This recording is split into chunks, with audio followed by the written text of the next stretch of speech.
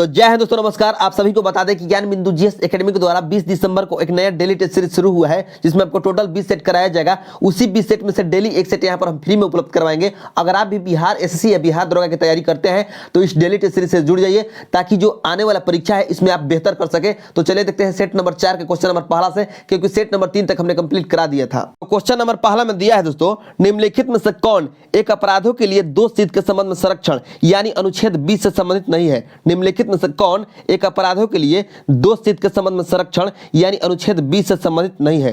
तो आपका सही उत्तर हो जाएगा ऑप्शन नंबर डी, अपनी गिरफ्तारी का कारण जानने का अधिकार। अपनी गिरफ्तारी का कारण जानने का जो अधिकार है ये अनुच्छेद 20 से संबंधित नहीं है, बल्कि अनुच्छेद 22 से संबंधित है। अनुच्छेद 22 में यह बात की चर्चा है कि अगर कोई भी व्यक्ति गिरफ्तार है तो उसको अपनी गिरफ्तारी के कारण जानने का अधिकार है। तो ऑप्शन नंबर डी आपका सही उत्तर हो गया।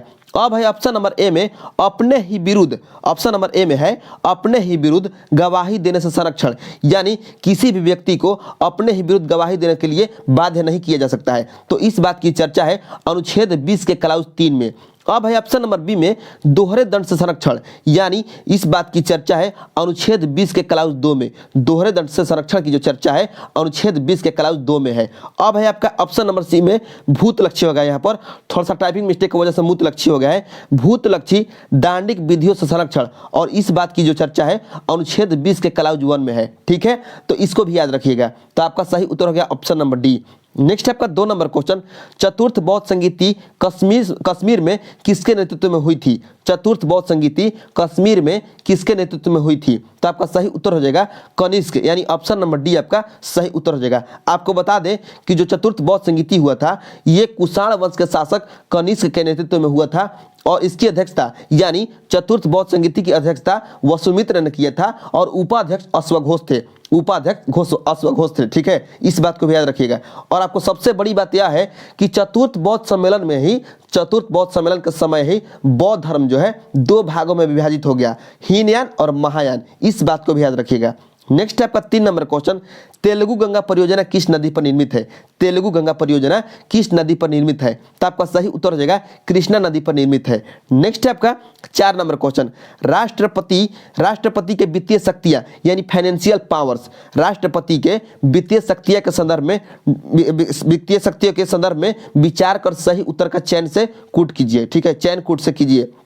राष्ट्रपति के वित्तीय शक्तियां यानी फाइनेंशियल पावर्स के संदर्भ में विचार कर सही उत्तर का चयन कूट से कीजिए। और आपका पहला कथन में दिया है कि राष्ट्रपति भारत की आकस्मिक निधि का प्रयोग किसी अप्रत्याशित स्थिति के लिए कर सकता है। तो ये आपका कथन जो है सही है। 2 नंबर कथन में है धन विधेयक को राष्ट्रपति की पूर्वानुमति से ही संसद में पेश किया जा सकता है। तो ये भी आपका जो कथन है सही है।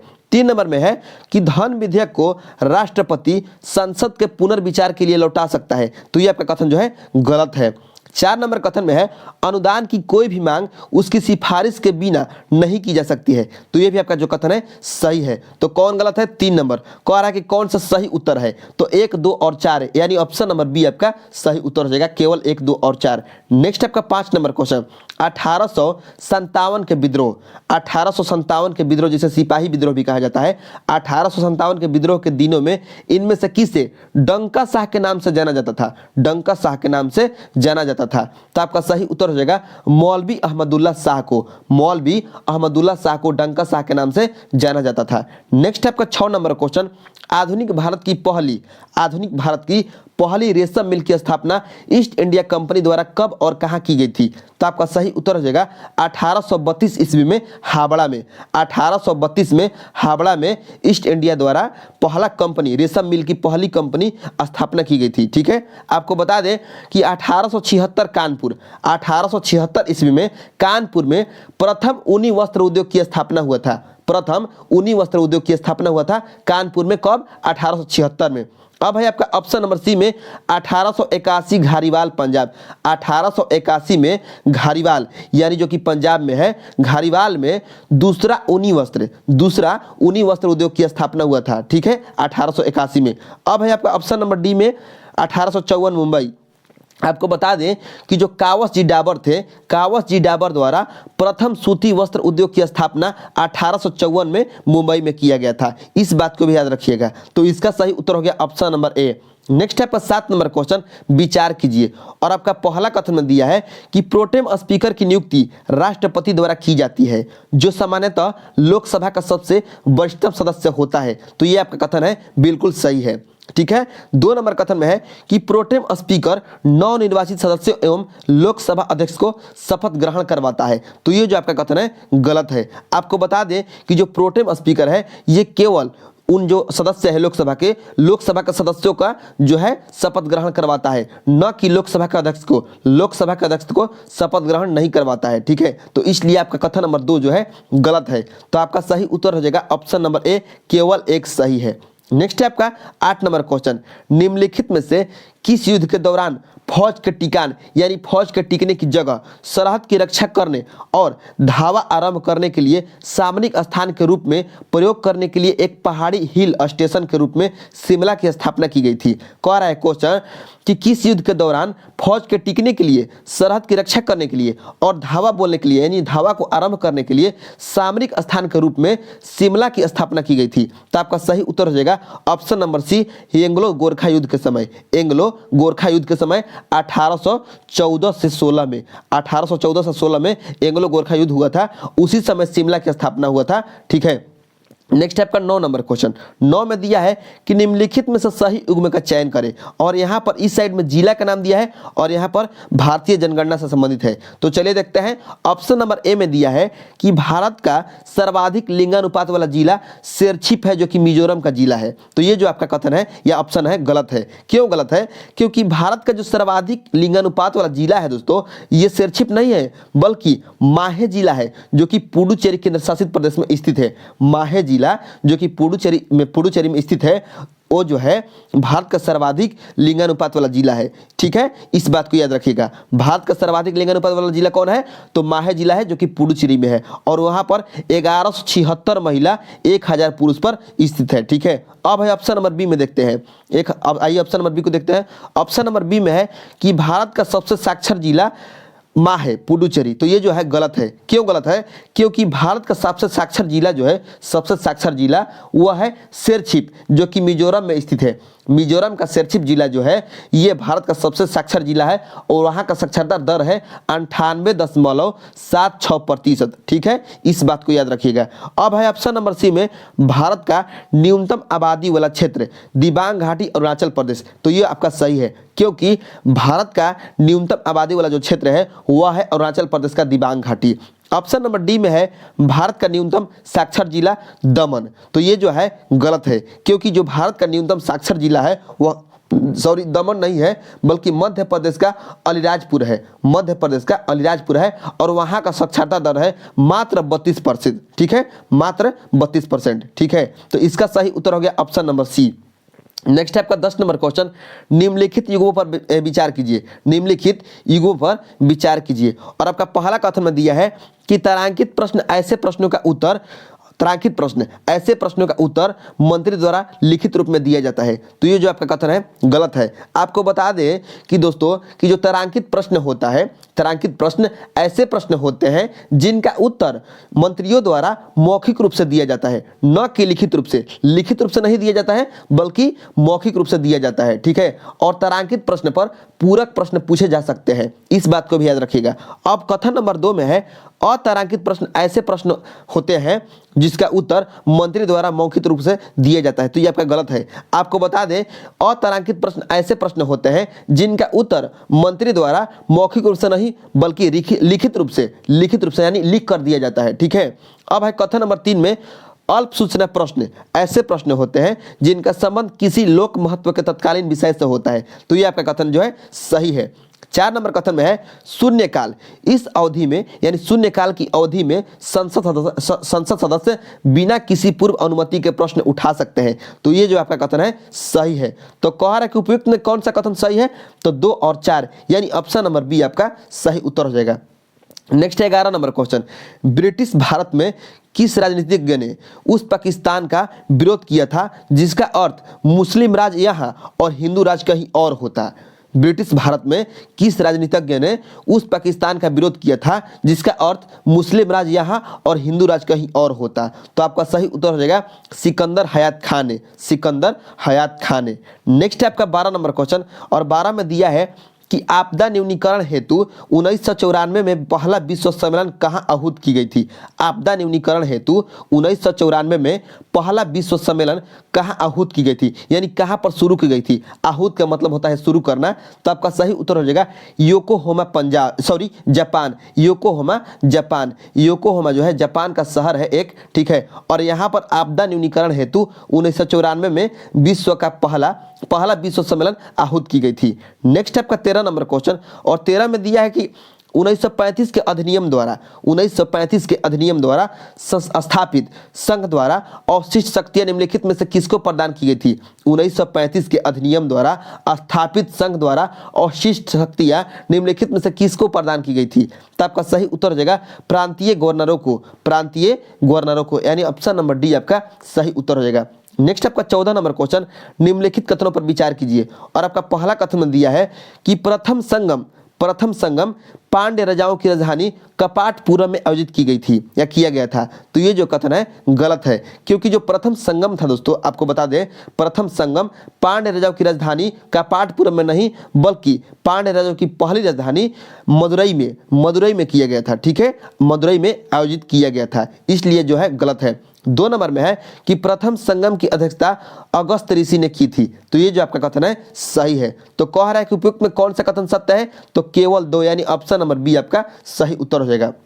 नेक्स्ट है आपका 15 नंबर क्वेश्चन, यदि आपको पोरबंदर, यानी गुजरात में है पोरबंदर, यदि आपको गुजरात के पोरबंदर से असम के सिलचर तक जाना हो तो आप निम्न में से किस राष्ट्रीय राजमार्ग का चयन करेंगे? तो आपका सही उत्तर हो जाएगा 15 नंबर क्वेश्चन का ऑप्शन नंबर हो जाएगा आपको सी, NH27।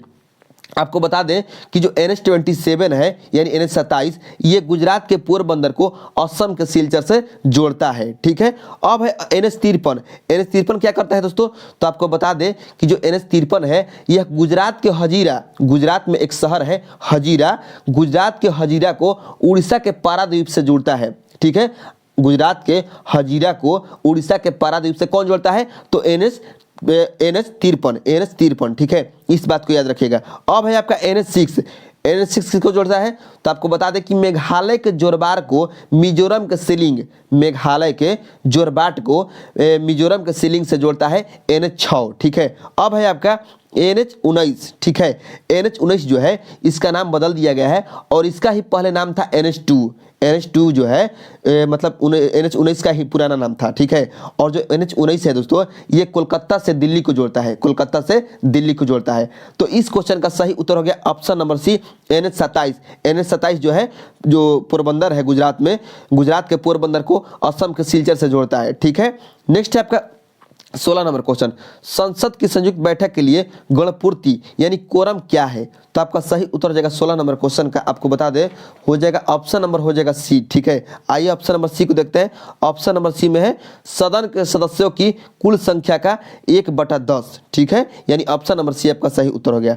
नेक्स्ट है आपका 17 नंबर क्वेश्चन, अधोलिखित में से विजयनगर के किस शासक ने हरिद्रा यानी हरिहर नदी और तुंगभद्रा नदी पर एक बांध बनवाया, ठीक है, जिससे अनेक नहरें निकाली गई थी? तो आपका सही उत्तर हो जाएगा ऑप्शन नंबर इसमें हो जाएगा दोस्तों ऑप्शन नंबर ए, देवराय प्रथम ने जो है हरिद्रा यानी हरिहर नदी और तुंगभद्रा नदी पर एक बांध बनवाया जिससे अनेक नहर निकाली गई थी। नेक्स्ट है आपका 18 नंबर क्वेश्चन, नर्मदा नदी के संदर्भ में गलत उत्तर का चयन कीजिए, ठीक है। नर्मदा नदी के संदर्भ में गलत उत्तर का चयन कीजिए। और आपका ए में दिया है कि इसका उद्गम अमरकंटक की पहाड़ी है, तो ये आपका जो है सही है। बी नंबर में है सरदार सरोवर परियोजना इसी नदी पर है, यानी सरदार सरोवर परियोजना जो है नर्मदा नदी पर है, तो ये भी आपका सही है। सी नंबर में है ओरसंग, तवा, बंजर, शेर आदि इसकी सहायक नदियां है, तो ये भी आपका सही है। ये जो है कथन है ये भी सही है, ठीक है। ऑप्शन नंबर डी में है इस नदी के मुहाने पर खादिया बेट द्वीप का निर्माण हुआ, तो ये जो है गलत है। आपको बता दें कि नर्मदा नदी के मुहाने पर खादिया बेट नहीं बल्कि आलिया बेट द्वीप के निर्माण हुआ, ठीक है। तो इसलिए आपका ऑप्शन नंबर डी गलत है और हमें क्या चुनना है? गलत चुनना है। तो ऑप्शन नंबर डी आपका सही उत्तर हो जाएगा। नेक्स्ट है आपका 19 नंबर क्वेश्चन, निम्नलिखित में से कौन सा एक राज्य के नीति निर्देशक तत्वों का सही वर्णन नहीं करता है। निम्नलिखित में से कौन सा एक राज्य के नीति निर्देशक तत्वों का सही वर्णन नहीं करता है। तो 19 का सही उत्तर हो जाएगा ऑप्शन नंबर हो जाएगा दोस्तों, आपको बता दें ऑप्शन नंबर डी, यानी निर्देशक तत्व सभी भारतीयों के लिए मुफ्त स्वास्थ्य देखरेख एवं समान आय का वचन देता है। ठीक है, ये जो है ये राज्य के नीति निर्देशक तत्वों का सही वर्णन नहीं करता है। बाकी जो ऑप्शन नंबर ए में दिया है निर्देशक तत्व न्यायालय द्वारा परिवर्तनीय नहीं है, ये सही है। बी नंबर में है निर्देशक तत्व राजनीतिक संस्वीकृति रखते हैं, ये भी सही है, यानी ए बी सी सही है। बाकी जो डी है ये गलत है। ठीक है, और कह रहा है कि कौन सा सही वर्णन नहीं करता है, तो ऑप्शन नंबर डी अर्थात ऑप्शन नंबर डी आपका सही उत्तर हो जाएगा। नेक्स्ट आपका 20 नंबर क्वेश्चन, मध्यकालीन भारत में गंगाजल व शबनम शब्द किसके लिए प्रयुक्त हुआ था। मध्यकालीन भारत में गंगाजल व शबनम शब्द किसके लिए प्रयुक्त हुआ था। तो 20 नंबर क्वेश्चन का सही उत्तर हो जाएगा ऑप्शन नंबर ए, मलमल के कपड़ों के लिए, मलमल के कपड़ों के लिए। नेक्स्ट आपका 21 नंबर क्वेश्चन, अधोलिखित में से भारत के उन राज्यों की पहचान करें जो कम से कम 2 देशों के साथ अंतर्राष्ट्रीय सीमा साझा करती है। अधोलिखित में से भारत के उन राज्यों की पहचान करें जो कम से कम 2 देशों के साथ अंतर्राष्ट्रीय सीमा साझा करती है। तो देखिए जो है आपका ऑप्शन नंबर में है, कथन नंबर ए में है सिक्किम। सिक्किम जो है आपको बता दें दोस्तों, ये तीन देश के साथ सीमा साझा करती है। कौन कौन? सिक्किम जो है 3 देश, नेपाल, चीन, भूटान, नेपाल, चीन, भूटान के साथ सिक्किम साझा करती है। तो ये जो है आपका आ जाएगा एक। ठीक है, क्योंकि कह रहा है कि कम से कम 2 देशों के साथ सीमा साझा करना चाहिए, तो सिक्किम एक हो गया, क्योंकि जो सिक्किम है ये 3 देशों के साथ साझा करता है, नेपाल, चीन और भूटान। ठीक है, अब देखते हैं 2 नंबर में है मिजोरम। जो मिजोरम है ये म्यांमार और बांग्लादेश, म्यांमार और बांग्लादेश, तो ये भी हो जाएगा आपका, क्योंकि ये भी 2 देश के साथ सीमा साझा करता है। तो ये हो गया 2। अब है 3 नंबर में असम। असम जो है ये भी जो है 2 देशों के साथ सीमा साझा करता है, बांग्लादेश और भूटान, तो ये भी आपका हो जाएगा। अब 4 नंबर में है त्रिपुरा। आपको बता दें कि जो त्रिपुरा है ये 3 तरफ से बांग्लादेश से घिरा हुआ है, और ये बांग्लादेश के अलावा किसी के साथ भी सीमा साझा नहीं करता है, तो ये आपका नहीं होगा। ठीक है, ये नहीं होगा। 5 नंबर में है मणिपुर, और जो मणिपुर है ये भी 2 देशों के साथ सीमा साझा नहीं करता है। आपका 6 नंबर में है उत्तराखंड, और जो उत्तराखंड है दोस्तों, उत्तराखंड ये 2 देश चीन और नेपाल के साथ सीमा साझा करता है उत्तराखंड, तो ये आपका हो जाएगा। तो कह रहा है क्वेश्चन कि कम से कम 2 देश के साथ अंतर्राष्ट्रीय सीमा साझा करती है, तो कौन कौन है? एक है आपका 1, 2, 3 और 6, यानी सिक्किम, मिजोरम, असम, उत्तराखंड। तो 1, 2, 3, 6, 1, 2, 3, 6 किस ऑप्शन में है? तो 1, 2, 3, 6 ऑप्शन नंबर बी में, अर्थात ऑप्शन नंबर बी आपका सही उत्तर हो जाएगा। नेक्स्ट है आपका 22 नंबर क्वेश्चन। 22 नंबर क्वेश्चन में दिया है निम्नलिखित दस्ताओं में से किस या किन में लोकसभा की सदस्यता के लिए चुनाव लड़ने वाले उम्मीदवार को जमानत की राशि वापस लौटाई जाती है। ठीक है, और आपका कथन नंबर 1 में दिया है कि यदि उम्मीदवार द्वारा प्रस्तुत नामांकन अवैध पाया जाता है। जी हाँ, यदि उम्मीदवार द्वारा प्रस्तुत नामांकन अवैध पाया जाता है तो उस स्थिति में जो जमानत की राशि है वापस लौटा दी जाती है।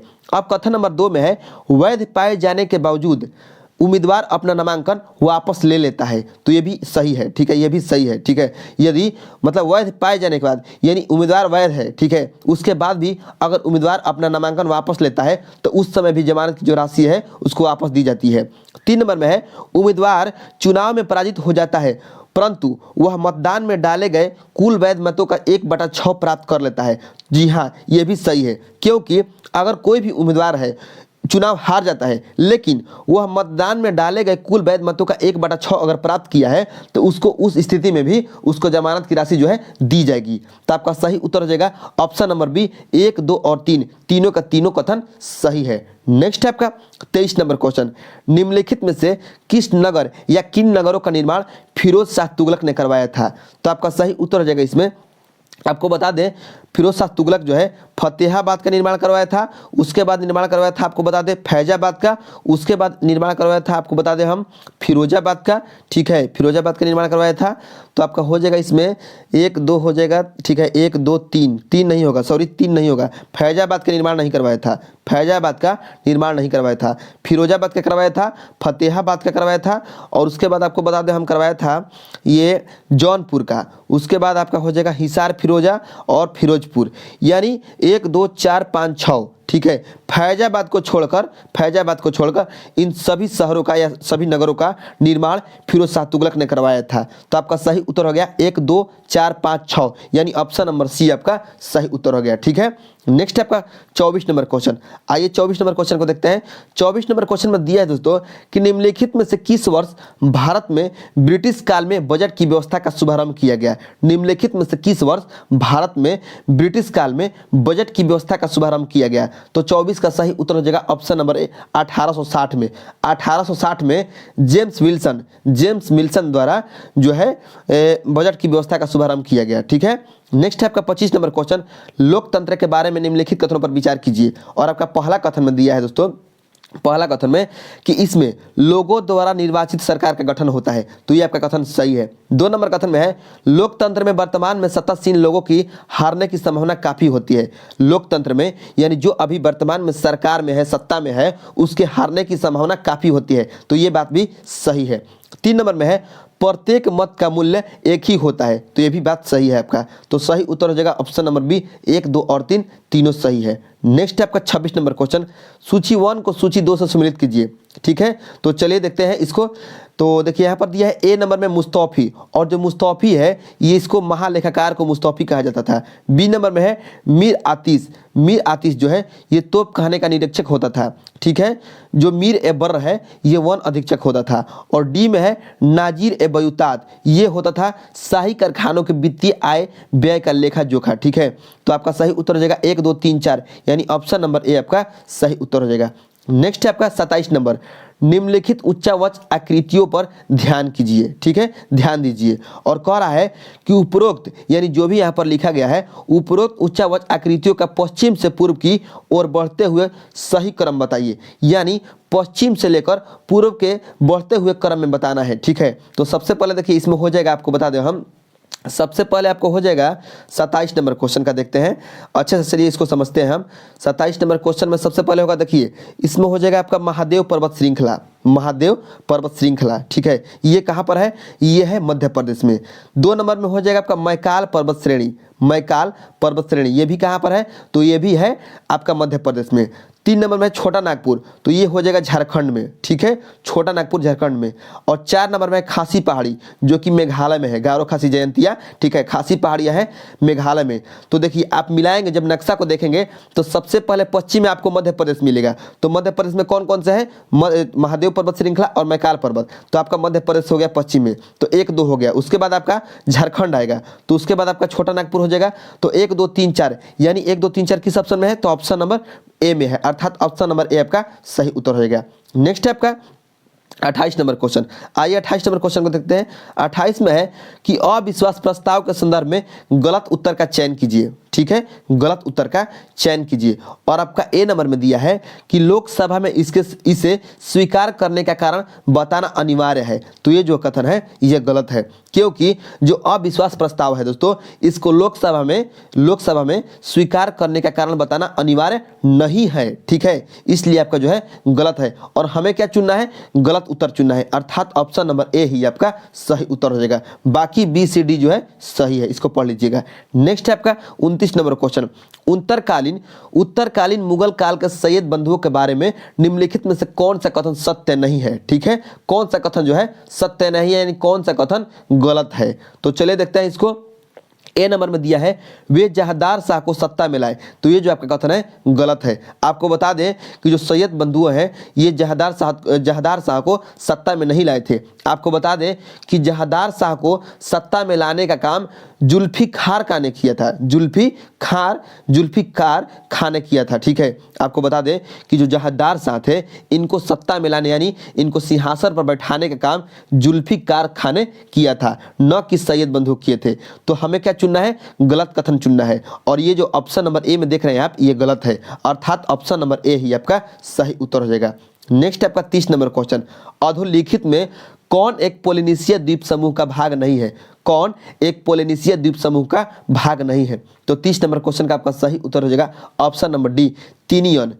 Next 31 number question. 31 number question में दिया है दोस्तों, विचार कीजिए। और आपका पहला कथन में है इस समिति का अध्यक्ष सत्ताधारी दल का होता है। 2 नंबर कथन में है इसे अस्थायी मितव्ययिता समिति भी कहा जाता है। 3 नंबर में है स्वतंत्रता के पश्चात गठित यह पहली समिति थी। और 4 नंबर में है यह सबसे बड़ी अस्थायी समिति है। और कह रहा है क्वेश्चन कि उपयुक्त विवरण किस संसदीय समिति के बारे में दिया गया है। यहाँ पर किस का टाइपिंग मिस्टेक है, उपयुक्त विवरण किस संसदीय समिति के बारे में दिया गया है। तो आपका सही उत्तर हो जाएगा प्राक्कलन समिति के बारे में दिया गया है। प्राक्कलन समिति के बारे में दिया गया है, यानी ऑप्शन नंबर सी आपका सही उत्तर हो जाएगा। आपको बता दें कि जॉन मथाई की सिफारिश पर 1950 ईस्वी में प्राक्कलन समिति का गठन किया गया था। 1950 ईस्वी में जॉन मथाई की सिफारिश पर प्राक्कलन समिति का गठन किया गया था। ठीक है, इस बात को याद रखिएगा। अब है आपका लोक लेखा समिति। आपको बता दें दोस्तों कि जो लोक लेखा समिति है इसका गठन 1921 में हुआ था। 1921 में हुआ था। किसके सिफारिश पर? तो भारत शासन अधिनियम 1919 के सिफारिश पर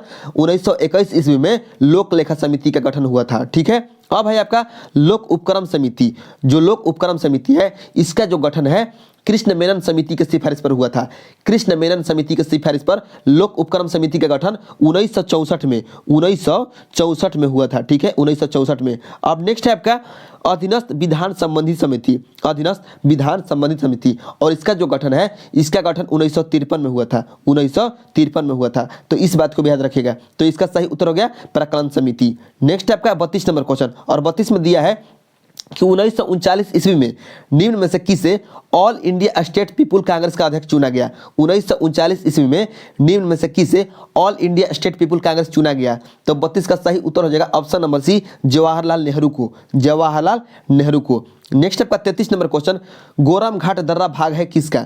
गोरम घाट दर्रा किसका भाग है। तो आपका सही उत्तर हो जाएगा अरावली का भाग है। अरावली कहाँ पर है? राजस्थान में है। नेक्स्ट आपका 34 नंबर क्वेश्चन, राष्ट्रीय आयोग यानी 2000 से लेकर 2002 ईस्वी तक जिसके अध्यक्ष MN वेंकट चोलैया थे, किस विषय से संबंधित है। तो आपका सही उत्तर जाएगा 34 नंबर क्वेश्चन का ऑप्शन नंबर बी संविधान के कामकाज की समीक्षा से।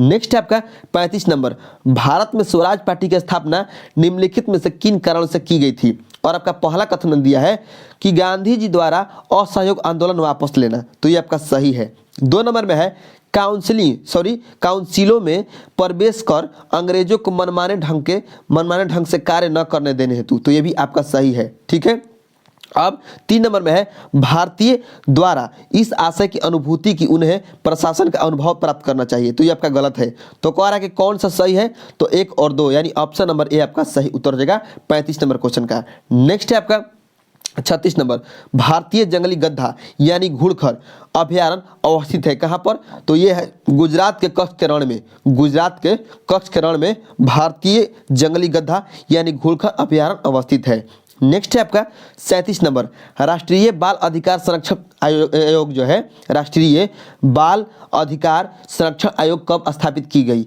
तो 37 का सही उत्तर हो जाएगा ऑप्शन नंबर बी यानी 2007 में। 2007 में राष्ट्रीय बाल अधिकार संरक्षण आयोग स्थापित की गई थी। नेक्स्ट है आपका 38 नंबर क्वेश्चन, एनी बेसेंट के संदर्भ में निम्नलिखित कथनों पर विचार कीजिए। और आपका पहला कथन में है एनी बेसेंट ने होम रूल आंदोलन चलाया। तो ये आपका कथन सही है। 2 नंबर में है 1917 ईस्वी में इन्हें कोलकाता के कांग्रेस के अधिवेशन के अध्यक्ष चुना गया। तो ये भी आपका सही है। 3 नंबर में है एनी बेसेंट ने थियोसॉफिकल सोसाइटी की स्थापना की। तो ये आपका जो कथन है गलत है। आपको बता दें कि एनी बेसेंट ने थियोसॉफिकल सोसाइटी की स्थापना नहीं किया था, बल्कि थियोसॉफिकल सोसाइटी की स्थापना मैडम ब्लाटवस्की ने किया था। मैडम ब्लाटवस्की ने थियोसॉफिकल सोसाइटी की स्थापना किया था। ठीक है, तो आपका सही उत्तर हो जाएगा ऑप्शन नंबर इसमें हो जाएगा ए। 1 और 2 केवल 1 और 2 सही है। ठीक है, नेक्स्ट है आपका 39 नंबर क्वेश्चन। 39 नंबर में दिया है दोस्तों यहाँ पर कि अधोलिखित में से कौन अक्षेत्रीय मृदा यानी ए जोनल सॉइल्स के उदाहरण है। अधोलिखित में से कौन अक्षेत्रीय मृदा का उदाहरण है। तो 39 का सही उत्तर हो जाएगा ऑप्शन नंबर ए जलोढ़ मृदा। जलोढ़ मृदा। नेक्स्ट आपका 40 नंबर क्वेश्चन, खंड और जिला पंचायतों की सीमा में परिवर्तन की अधिसूचना कौन जारी करता है। खंड और जिला पंचायतों की सीमा में परिवर्तन की अधिसूचना कौन जारी करता है। तो 40 का सही उत्तर हो जाएगा ऑप्शन नंबर ए राज्यपाल जारी करता है। नेक्स्ट आपका 41 नंबर क्वेश्चन, और 41 में दिया है यहाँ पर दोस्तों, देख सकते हैं आप कि निम्नलिखित कथनों पर विचार कीजिए। और आपका पहला कथन में है, यूरोपियों ने जिन क्षेत्रों में भारतीय स्रोतों का सबसे ज्यादा लाभ उठाया उनमें से एक बागान उद्योग भी था। तो पहला जो कथन है ये सही है, ठीक है, पहला जो कथन है ये सही है। 2 नंबर कथन में है कि भारत में लोहा और इस्पात उद्योग की वास्तविक शुरुआत 1870 में हुई। तो ये जो आपका कथन है गलत है। भारत में लोहा और इस्पात उद्योग की वास्तविक जो शुरुआत है 1870 में नहीं बल्कि 1907 में 1907 में हुई थी, ठीक है, इस बात को याद रखिएगा। तो आपका सही उत्तर हो जाएगा केवल एक, यानी ऑप्शन नंबर ए सही है। नेक्स्ट आपका 42 नंबर क्वेश्चन, ओलिवी कल्चर, ओलिवी कल्चर संबंधित है किसके खेती से या किसके कृषि से? तो आपका सही उत्तर हो जाएगा जैतून की कृषि से, जैतून की कृषि से ओलिवी कल्चर संबंधित है। नेक्स्ट आपका 43 नंबर क्वेश्चन, निम्नलिखित में से किस अनुसूची के तहत जनजातीय सलाहकार परिषद का गठन किया जाता है? तो आपका सही उत्तर जाएगा 43 का ऑप्शन नंबर ए, 5वीं अनुसूची, 5वीं अनुसूची के तहत जो है जनजातीय सलाहकार परिषद का गठन किया जाता है। 7वीं अनुसूची में क्या है? तो 7वीं अनुसूची में जो है समवर्ती सूची, संघ सूची, यानी जो है मैंने तीनों सूचियों का वर्णन है, और 8वीं अनुसूची में भारतीय भाषाओं का उल्लेख है, ठीक है, इस बात को याद रखिएगा। नेक्स्ट आपका 44 नंबर क्वेश्चन, 44 नंबर क्वेश्चन में है कि ब्रिटिश काल के संदर्भ में निम्नलिखित कथनों पर विचार कीजिए। और आपका पहला कथन में है, हिंदुस्तान के नक्शे तैयार करने का कार्य रॉबर्ट क्लाइव ने जेम्स रेनेल को दिया था। तो ये बात जो है सही है। हिंदुस्तान को, जो हिंदुस्तान का नक्शा है इसको तैयार करने का जो कार्य है रॉबर्ट क्लाइव ने जेम्स रेनेल को दिया था, ये बात सही है, ठीक है। 2 नंबर में है, रॉबर्ट क्लाइव भारत का प्रथम गवर्नर जनरल था। तो ये जो आपका कथन है गलत है। भारत का प्रथम governor general Lord William Bentinck थे, न कि रॉबर्ट क्लाइव, ठीक है। रॉबर्ट क्लाइव सिर्फ भारत के गवर्नर थे, गवर्नर जनरल नहीं थे। नेक्स्ट आपका 3 नंबर कथन में है, भारत का अंतिम गवर्नर जनरल लॉर्ड माउंटबेटन था। तो यह बात जो है सही है, ठीक है। तो कह रहा है कि कौन सा कथन सही है? तो 1 और 3, यानी ऑप्शन नंबर सी आपका सही उत्तर हो जाएगा। नेक्स्ट आपका 45 नंबर क्वेश्चन, हदबंदी कानून, हदबंदी कानून सर्वप्रथम कहां लागू की गई? तो 45 का सही उत्तर हो जाएगा ऑप्शन नंबर बी, यानी जम्मू कश्मीर में, ठीक है, जम्मू कश्मीर में हदबंदी कानून लागू हुई थी। नेक्स्ट आपका 46 नंबर क्वेश्चन, अनुच्छेद 360 के तहत घोषित वित्तीय आपात संसद के अनुमोदन के बिना अधिकतम कितनी अवधि तक जारी रह सकता है? तो आपका सही उत्तर हो जाएगा 2 महीने तक। नेक्स्ट आपका 47 नंबर क्वेश्चन, निम्न में से किस राजवंश ने धनी भूस्वामियों को मुवेंदवेलन और अरैयार जैसी उपाधियां प्रदान की? तो आपका सही उत्तर हो जाएगा 47 का ऑप्शन नंबर हो जाएगा ए, चोल। नेक्स्ट आपका 48 नंबर क्वेश्चन, अभिज्ञान शकुंतलम लिखने से पहले कालिदास ने निम्नलिखित में से कौन से 2 नाटक लिखे थे? तो आपका सही उत्तर हो जाएगा विक्रमोर्वशीयम और मालविका अग्निमित्रम, यानी ऑप्शन नंबर सही उत्तर हो जाएगा ऑप्शन नंबर ए, 1 और 2। नेक्स्ट आपका 49 नंबर क्वेश्चन, प्राचीन महत्वपूर्ण नगर कौशाम्बी निम्नलिखित में से किस स्थान पर स्थित था? तो आपका सही उत्तर हो जाएगा 49 का ऑप्शन नंबर सी, इलाहाबाद, उत्तर प्रदेश। नेक्स्ट आपका 50 नंबर क्वेश्चन, भारत और पाकिस्तान के बीच 1950 में नेहरू लियाकत पैक्ट पर हस्ताक्षर निम्नलिखित में से किस मुद्दे के समाधान के लिए किए गए? तो 50 का सही उत्तर हो जाएगा ऑप्शन नंबर ए, अल्पसंख्यकों का संरक्षण के लिए, ठीक है। तो जो 50 क्वेश्चन है डेली टेस्ट सीरीज का यहाँ पर समाप्त होता है। बाकी जो नेक्स्ट टेस्ट सीरीज है उसको हम नेक्स्ट वीडियो में देखेंगे। तब तक के लिए जय हिंद।